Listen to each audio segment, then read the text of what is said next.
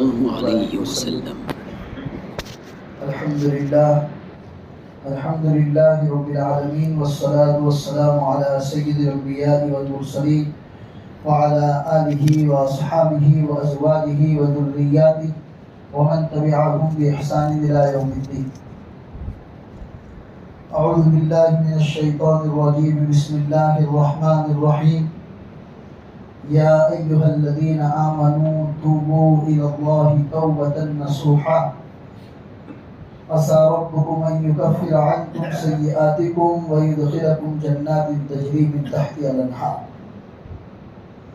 وقال الله تبارك وتعالى: ها أنتم هؤلاء تدعون لتنفقوا في سبيل الله فمنكم من يبخل ومن يبخل فإنما يبخل عن نفسه والله الغني وأنتم الفقراء وإن تتولوا يستبدل قوما غيركم ثم لا يكونوا أمثالكم.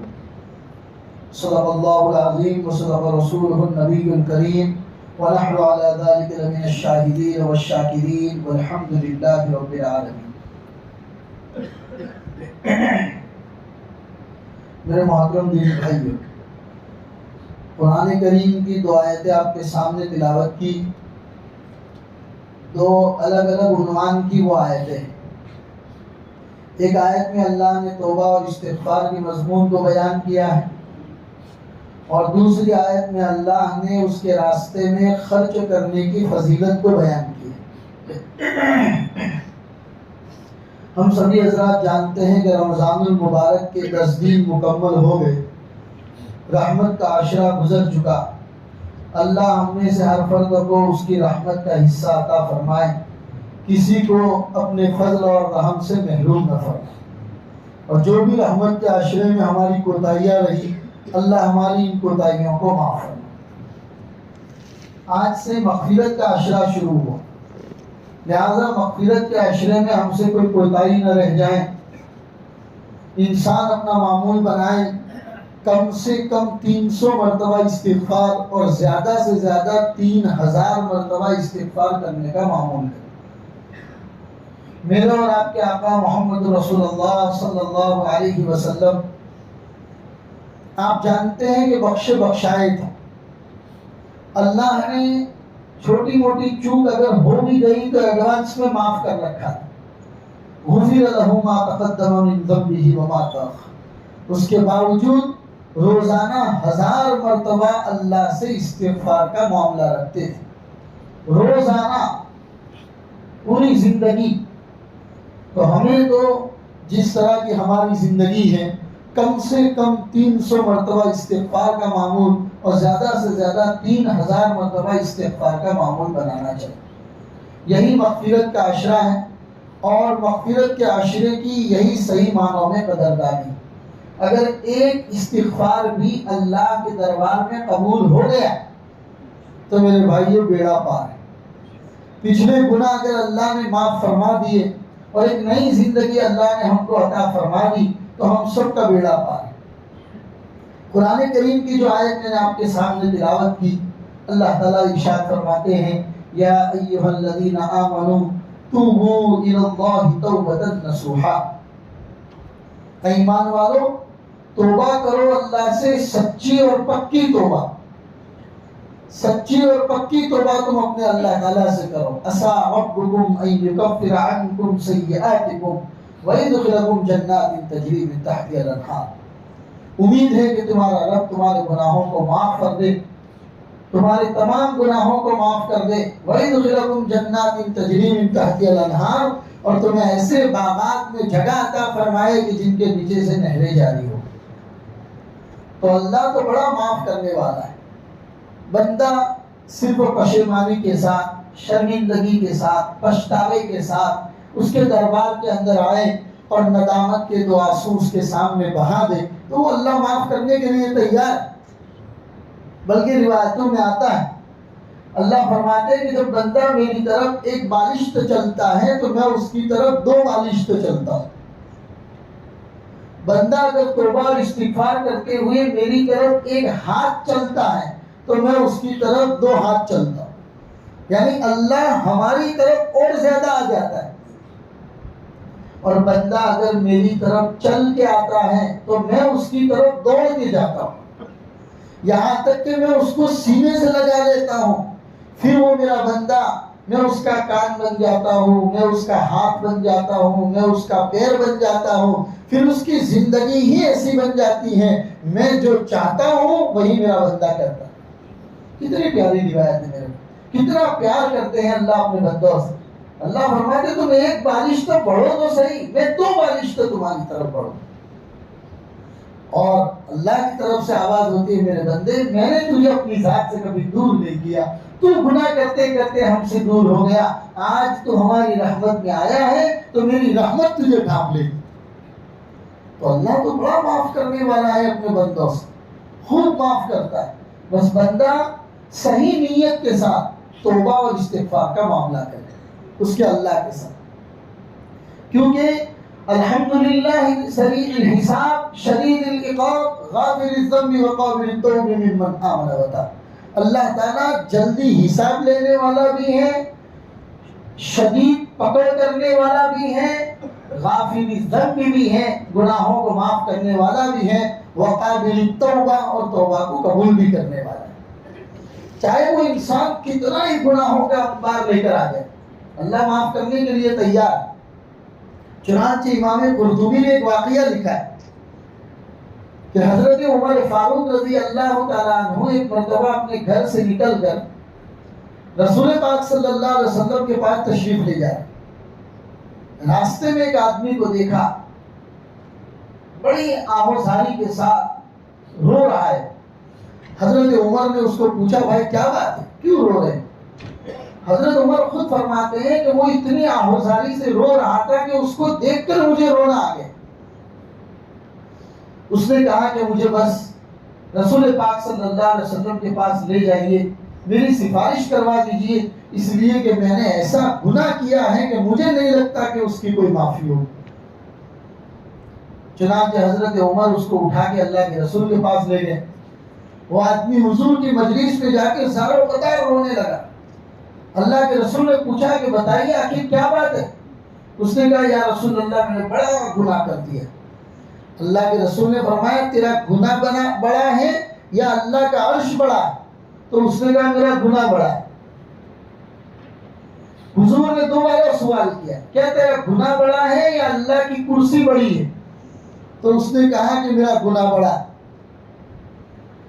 اللہ کے رسول نے پھر سوال کیا تیرا گناہ بڑا ہے یا اللہ کی مغفرت بڑی ہے؟ کہ اللہ کی مغفرت تو ہے ہی بہت لیکن میرا گناہ اس سے بھی بڑا۔ حضور نے پوچھا کہ بتا تو صحیح تو نے گناہ کیا کیا ہے؟ کیا تو نے کسی مسلمان کا قتل کیا؟ تو اس نے کہا میں نے قتل نہیں کیا۔ جب حضور نے بہت اصرار کیا تو اس نے کہا کہ میرے اندر ایک بری عادت تھی کہ میں کفن چوری کا کام کرتا۔ جب کوئی بھی آدمی کسی مردے کو دفنا کر جائے اور جیسے ہی لوگ قبرستان سے واپس چلے جاتے ہیں تو میں اس قبر کو کھودتا، اس کا کفن نکال دیتا اور بازار میں بیچ دیتا، کفن چوری کا کام کرتا۔ ایک دن کچھ لوگوں نے آ کے ایک نوجوان لڑکی کو دفن کیا، میں نے اس کی قبر کھودی اور اس کا کفن نکالا، کفن نکال کر اس کو برہنہ کر دیا یعنی ننگا کر دیا۔ جب اس کو برہنہ دیکھا تو میرے شیطان نے مجھے وسوسہ ڈالا اور اللہ میری حفاظت فرمائے کہ میں نے اس کے ساتھ مردہ لڑکی کے ساتھ زنا کر دیا۔ میرا گناہ بہت بڑا۔ رسول پاک صلی اللہ علیہ وسلم نے جب یہ سنا تو اللہ کے رسول خود اچنبے میں رہ گئے۔ حضور نے فرمایا تو نے بڑا گناہ کر دیا۔ حضور نے کہا کہ جا تو تھوڑی دیر کے لیے باہر بیٹھ۔ اللہ کے رسول نے اس کو باہر بیٹھنے کا اس لیے کہا ہو سکتا ہے اللہ کا کوئی حکم آ جائے، کوئی وحی آ جائے تو میں اس کو بتا دوں۔ وہ آدمی بھی یہ سوچ کے باہر چلا گیا کہ ہو سکتا ہے کہ اللہ کے رسول کی طرف سے مجھے کوئی لعنت سنائی جائے، میں لعنت سے بچ جاؤں، اس لیے وہ باہر آ گئے۔ تھوڑی دیر کے بعد جب اللہ کے رسول کی طرف سے بلاوا نہیں آیا تو مدینہ کے باہر جنگلوں میں چلا گیا اور جنگلوں میں ایسا غائب ہو گیا کہ کسی کو ملا ہی نہیں۔ وہی جنگلوں میں روتا رہا، اللہ سے گڑگڑاتا رہا، توبہ اور استغفار کرتا رہا۔ گناہ کیا ہے؟ گناہ یہ ہے کہ اس نے کسی مردہ لڑکی کے ساتھ زنا کیا۔ اس نے خود اپنا واقعہ بیان کیا کہ جب میں اس لڑکی سے زنا کر کے اٹھا تو مجھے ایسے آواز سنائی دی شاید کہ وہ لڑکی یوں بول رہی ہے کہ اے اللہ کے بندے تو نے مجھے مردوں کے بیچ میں بھی ذلیل کر دی، جا تو جب تک زندہ رہے گا تیرے اوپر اللہ کی لعنت رہے گی۔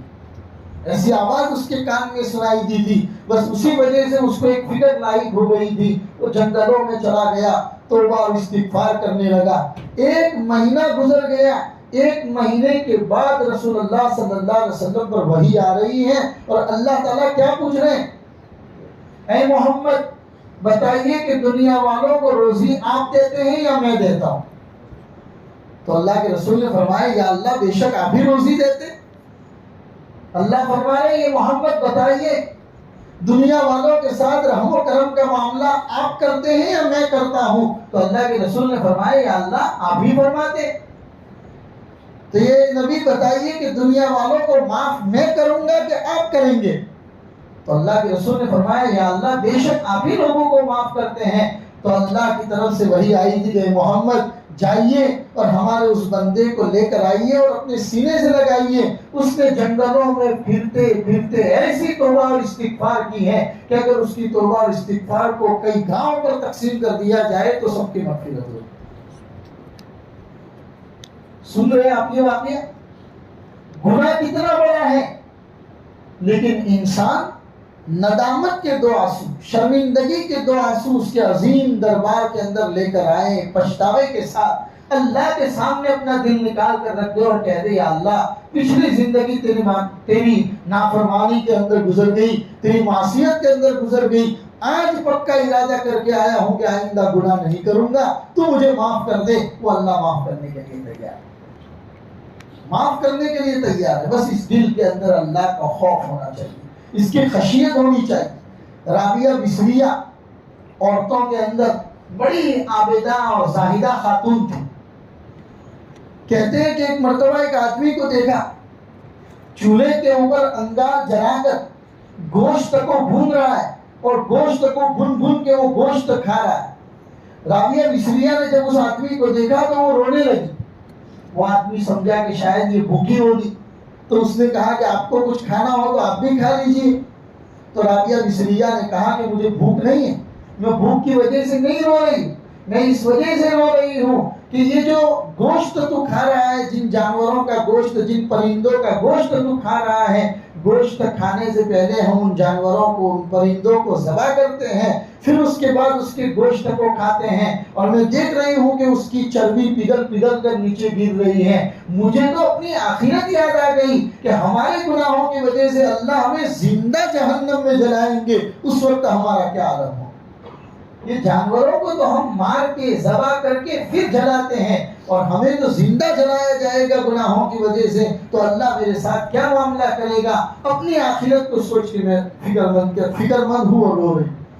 یہ ہوتا ہے اللہ کا خوف۔ اسی لیے میرے بھائیوں، ہر انسان کے دل میں خشیت الہی، خوف الہی، اللہ کا ڈر ہونا چاہیے۔ یہی وہ چیزیں ہیں جو انسان کو آہستہ آہستہ اللہ کی توبہ اور استغفار کی طرف بڑھاتی ہیں۔ اور دنیا کا کوئی انسان یہ نہیں کہہ سکتا کہ میں گنہگار نہیں۔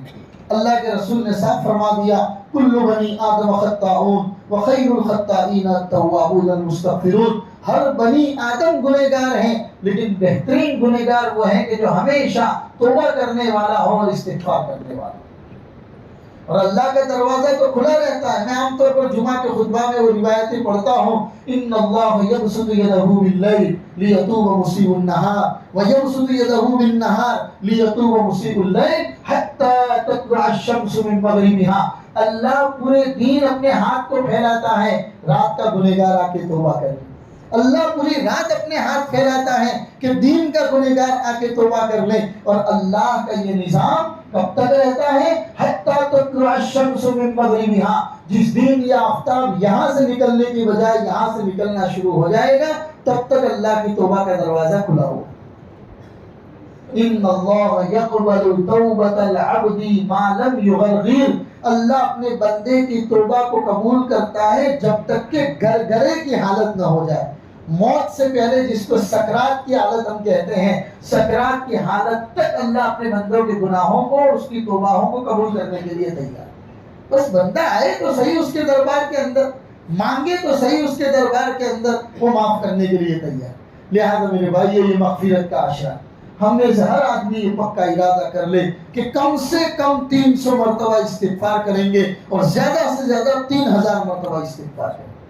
میں پہلے بھی بتایا تھا کہ بڑے استغفار اگر آپ کو یاد نہیں ہے، استغفر اللہ من کل ذنب واتوب الیہ، استغفر اللہ الذی لا الہ الا هو الحی القیوم واتوب الیہ، اگر اتنے بڑے استغفار یاد نہیں ہے کوئی بات نہیں، استغفر اللہ استغفر اللہ استغفر اللہ، یہ تو آدمی 1 منٹ کے اندر تقریباً 200-250 مرتبہ پڑھ لے، لیکن حضور قلب کے ساتھ، دھیان کے ساتھ، بھلے آپ گاڑی چلا رہے ہیں، دکان پہ بیٹھے ہیں، کثرت کے ساتھ ہماری انگلیاں استغفار کے اوپر ہونی چاہیے۔ یہ 10 دن مغفرت کے ہیں، اور اگر ان 10 دنوں کے قدر ہم نے نہیں کی اور ہم نے اپنے اللہ سے اپنی مغفرت نہیں کروائی تو یاد کیجیے وہ روایت جو رسول پاک صلی اللہ علیہ وسلم نے فرمائی کہ میں نے منبر کے پہلے سیڑھی پر قدم رکھا تو جبرائیل آئے اور جبرائیل نے کہا اللہ کی لعنت ہے اس آدمی پر جس کو رمضان کا مہینہ ملے اور وہ اپنے اللہ سے اپنی مغفرت نہ کروائے، اور اس جبرائیل کی لعنت پر اللہ کے رسول آمین کہہ رہے ہیں، تو یہ لعنت کتنی بڑی ہو گئی اس کو ہم زبان سے بیان نہیں کر سکتے۔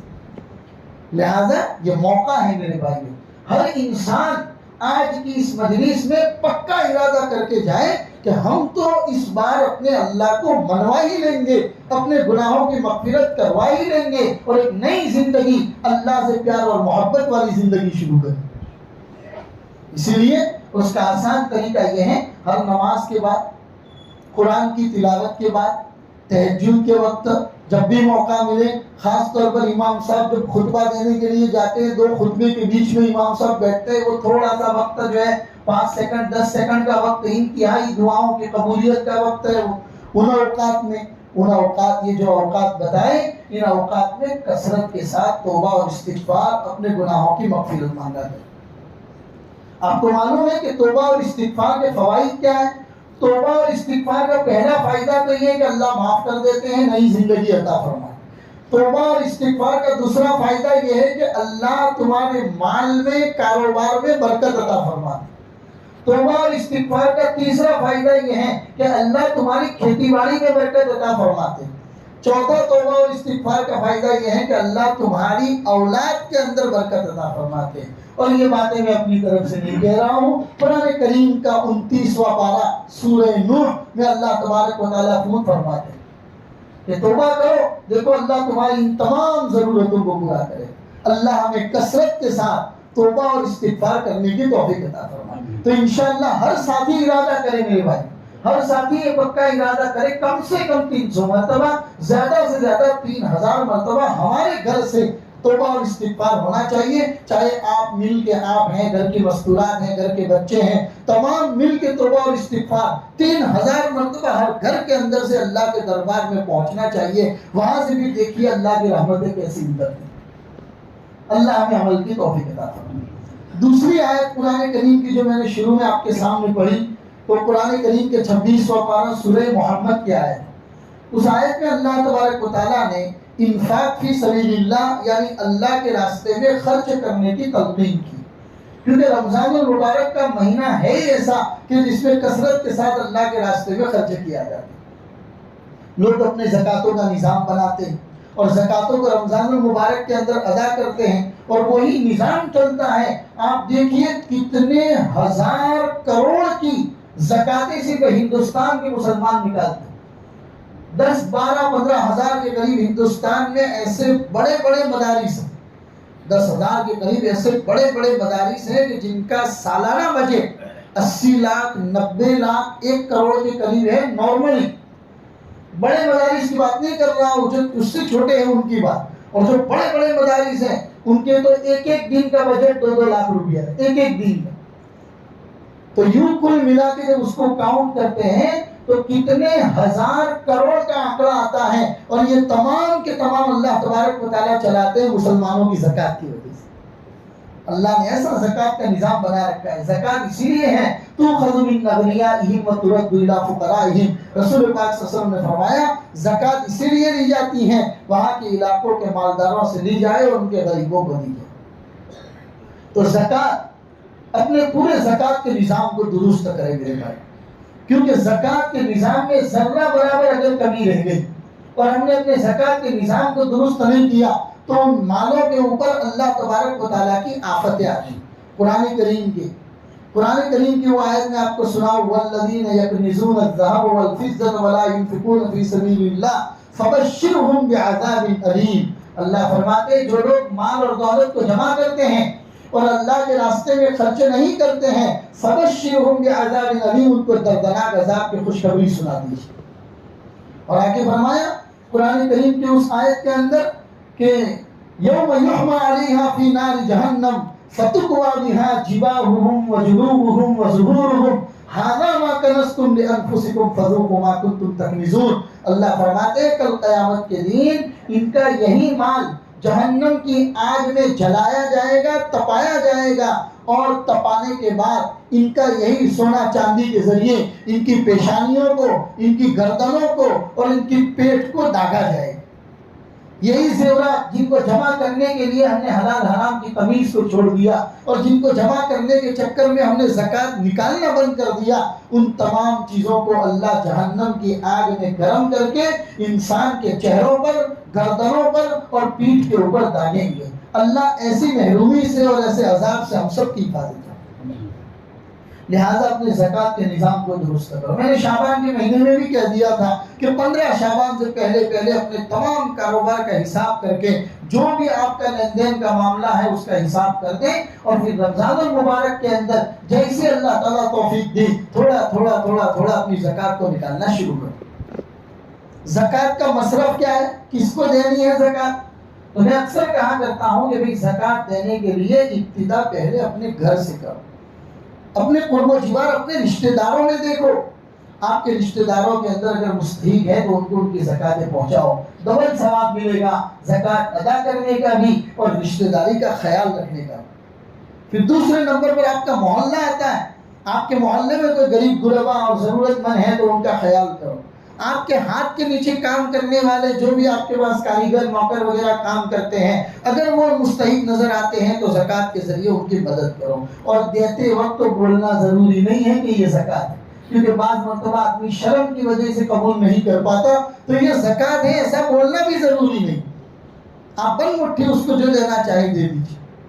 اور پھر اس کے بعد بھی آپ کو قرب و جوار میں رشتہ داروں میں کوئی مستحق نظر نہیں آتے تو مدرسوں میں پڑھنے والے بچے جو قال اللہ قال الرسول کی صدائیں لگاتے ہیں, معصوم بچے جو مدرسوں میں پڑھتے ہیں, غریب بچے, وہی اس کے زیادہ مستحق ہیں مدرسوں کے اندر ان زکوٰۃوں کو دے کر اور اپنی زکوٰۃوں کو ادا کریں. بہرحال اپنی زکوٰۃوں کے نظام کو درست کرے میرے بھائی. کہیں پر بھی کاروبار میں کوئی نقصان آتا ہے, دکان کے اندر کوئی آفت آتی ہے, کوئی حالت آتی ہے, فوراً اپنی زکوٰۃ کے نظام کو چیک کرو کہ کہیں کوئی کمی تو نہیں رہ گئی. اگر نہیں رہی ہے تو بعد استغفار کرو, اور اگر کمی رہ گئی ہے تو فوراً اس کو درست کرنے کی کوشش کرو. اللہ تبارک و تعالیٰ ہم سب کو اپنے زکوٰۃ کے نظام کو درست کرنے کی توفیق عطا فرمائے. یہ تو ہوا زکوٰۃ جو ہم کو 2.5% نکالنا ہے ہمارے کل مال میں سے, اور تو اس کے بغیر کوئی چارہ نہیں. جیسے نماز ہمارے اوپر فرض ہے, روزہ ہمارے اوپر فرض ہے, اسی طریقے سے زکوٰۃ سال میں ایک مرتبہ 2.5% نکالنا ہمارے اوپر فرض ہے. یہ اگر ہم نکالتے بھی ہیں تو نہ ہم کسی عوام پر, کسی پبلک پر احسان کرتے ہیں, نہ اللہ پر احسان کرتے ہیں. کیونکہ یاد کیجئے وہ وقت قیامت کا, قیامت سے پہلے ایسا وقت آئے گا لوگ اپنی زکوٰۃوں کو ہاتھ میں اٹھا کر لوگوں کے پاس گھومیں گے کہ بھائی میری زکوٰۃ لے لے. وہ کہے گا میرے گھر میں رکھی ہوئی ہے تو لے لے, کوئی تمہاری زکوٰۃ لینے والا نہیں ہو. اس لیے یہ تو اللہ کا فرض ہے. اگر ہم اس زکوٰۃ کو ادا کرتے ہیں تو اللہ پر یا کسی عوام پر جس کو دیتے ہیں اس پر بھی احسان نہیں کرتے, بلکہ احسان اس کا ہے کہ وہ ہماری زکوٰۃ قبول کر کے اللہ کا فرض ادا کرنے میں ہمیں ہیلپ بنتا ہے اور مددگار بنتا ہے. اگر ہم اللہ کے راستے کے اندر کچھ خرچ کرنا چاہتے ہیں اور اپنا آخرت کا ذخیرہ کرنا چاہتے ہیں تو ہمیں صدقات, خیرات, للہ وغیرہ رقموں کے ذریعے اللہ کے راستے میں خرچ کرنا چاہیے. میں نے قرآن کریم کی جو آیت سورہ محمد کی آپ کے سامنے پڑھی، اس میں اللہ تبارک و تعالیٰ ارشاد فرماتے ہیں، اللہ ارشاد فرماتے ہیں ہاں انتم ہؤلاء تدعون لتنفقوا فی سبیل اللہ، یہی وہ لوگ ہیں کہ جن کو بلایا جاتا ہے کہ آؤ اللہ کے راستے کے اندر خرچ کرو، فمنکم من یبخل، پھر اس کے بعد جو بھی کنجوسی کرتا ہے، بخل کرتا ہے، وَمَن يَبْخَلْ فَإِنَّمَا يَبْخَلُ عَن نَفْسِهِ، تو یاد رکھو وہ کنجوسی اپنے لیے کرتا ہے، کسی اور کے لیے نہیں کرتا۔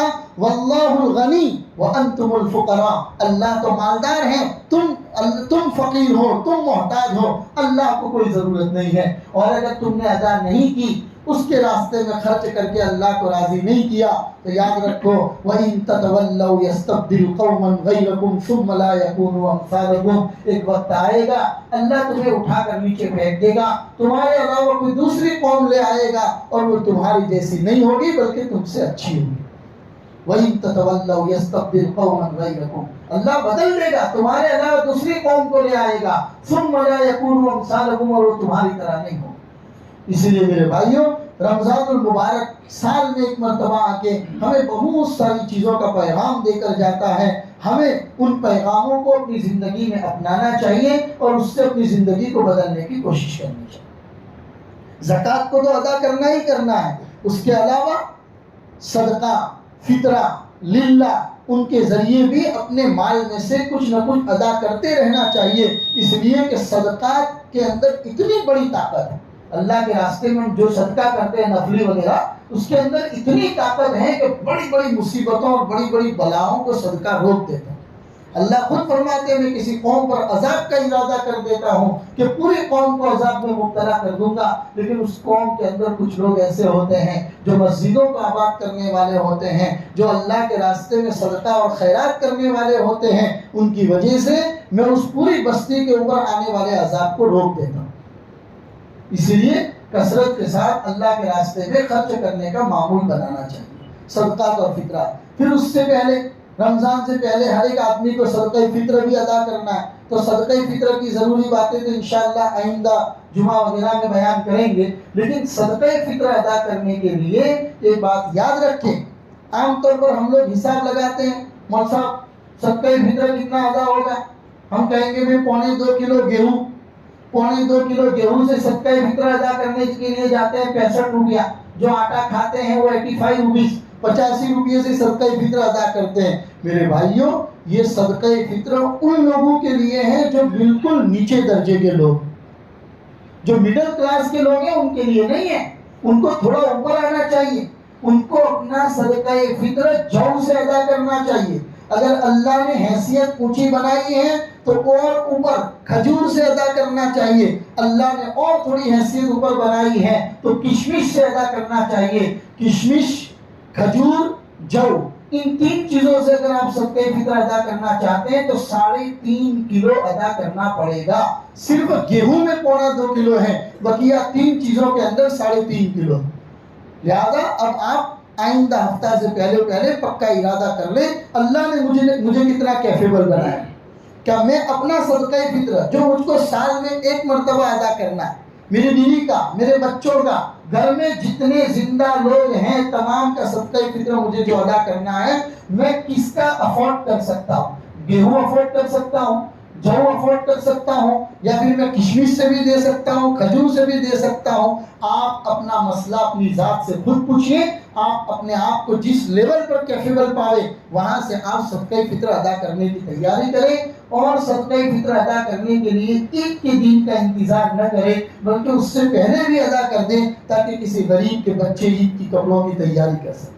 اللہ ہم سب کو اس پر عمل کی توفیق عطا فرمائے۔ صدقات للہ وغیرہ رقموں کے اندر اپنی اپنی مسجدوں کو بھی یاد رکھیں۔ آپ لوگ مختلف مسجدوں سے، مختلف سوسائٹیوں سے آتے ہیں تو اپنے اپنے علاقے کی، اپنے سوسائٹیوں کی مسجدیں جو ہیں ان مسجدوں کے اندر بھی للہ رقم کے ذریعے اپنا حصہ ضرور ڈالا کریں میرے بھائی۔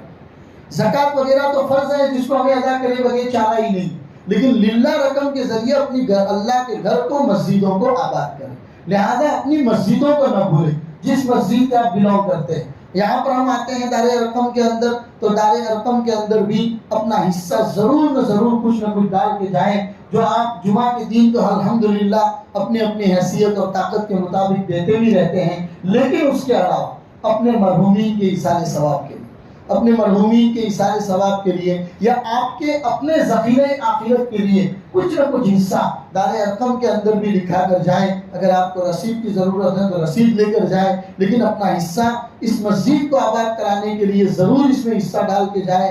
آپ اللہ کے گھر کو آباد کریں گے، اللہ آپ کو ہی نہیں آپ کی اولادوں اور آپ کی نسلوں کو آباد کرے گا۔ مغفرت کے عشرے کے اندر جو دعا پڑھنے کی ہے وہ دعا میں نے ہمارے دار ارقم کے گروپ کے اندر ڈال دی ہے، جو پورے عشرے کے اندر ہمیں پڑھنی ہے۔ استغفر اللہ من کل ذنب واتوب الیہ، استغفر اللہ من کل ذنب واتوب الیہ، کثرت کے ساتھ اس کو پڑھنے کا معمول بنائیں۔